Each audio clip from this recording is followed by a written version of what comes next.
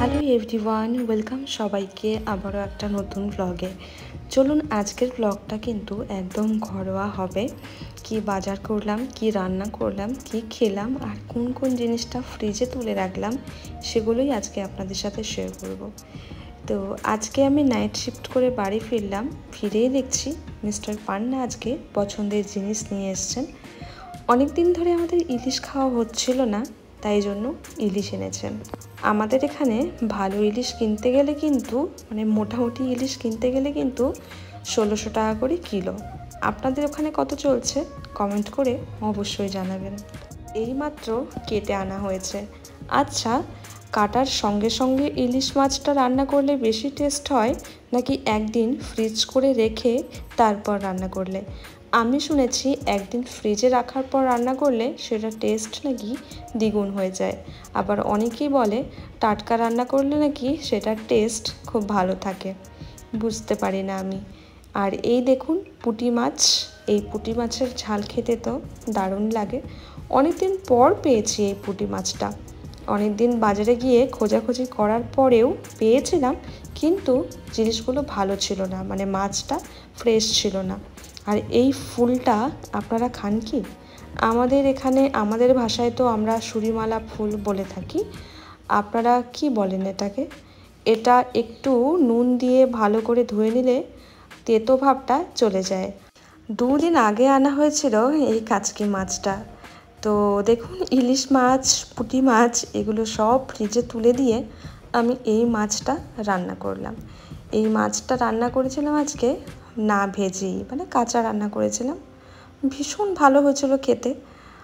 হঠাৎ করে মাছটা এত বেশি টেস্ট হবে বুঝতে পারিনি। একদিন রেসিপিটা অবশ্যই শেয়ার করব আপনাদের সঙ্গে।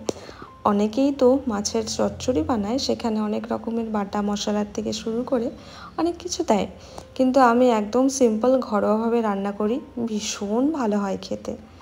আর দেখুন খাওয়া দাওয়া করে আমি ঘুমিয়ে পড়েছি। উঠতে উঠতে বাজলো রাত্রি 9টা।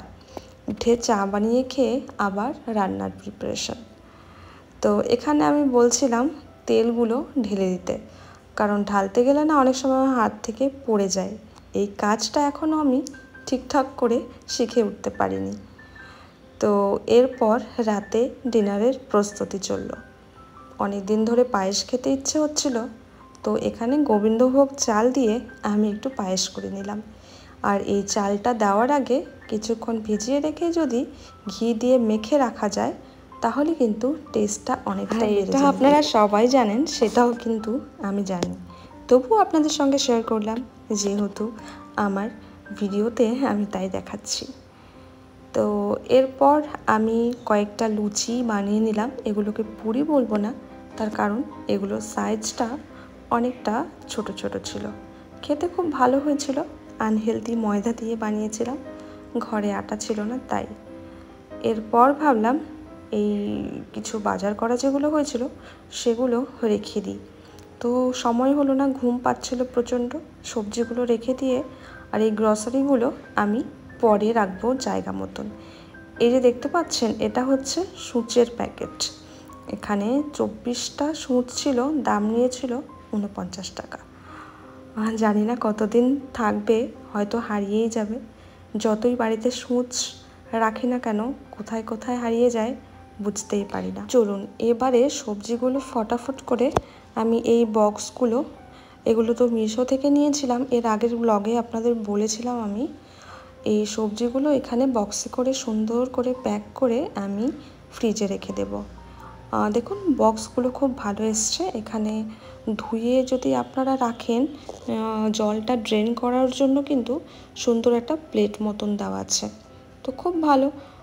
যারা ধরুন 1 সপ্তাহের বাজার একবারে করে রাখেন, কেউ কেউ তো আবার 10 দিনের 15 দিনের বাজার একবারে করে রাখেন, তাদের জন্য এরকম বক্স নেওয়াটা ভীষণ জরুরি।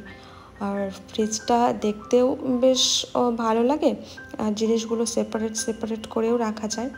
তো এরকম বক্স আপনারা কিনে নিতে পারেন। ছোটোবেলায় যেসব জিনিস একদমই পছন্দ করতাম না, যেমন কিছুক্ষণ আগে দেখালাম আপনাদের পুঁটি মাছ, সুরিমালা ফুল, এই কলার মোচা, এই পুঁই শাক, এসব জিনিস না একদমই ভালো লাগতো না আমার। এখন বয়সের সাথে সাথে সমস্ত টেস্ট যেন বদলে যাচ্ছে। এখন এসব খেতে ভীষণ ভালো লাগে, এখন চাইলেও পাই না। আগে তো বাড়িতে অ্যাভেলেবেল ছিল সব কিছু, কেমন যেন না সব কিছু পাল্টে যাচ্ছে। চলুন এই পর্যন্তই, ভালো থাকবেন।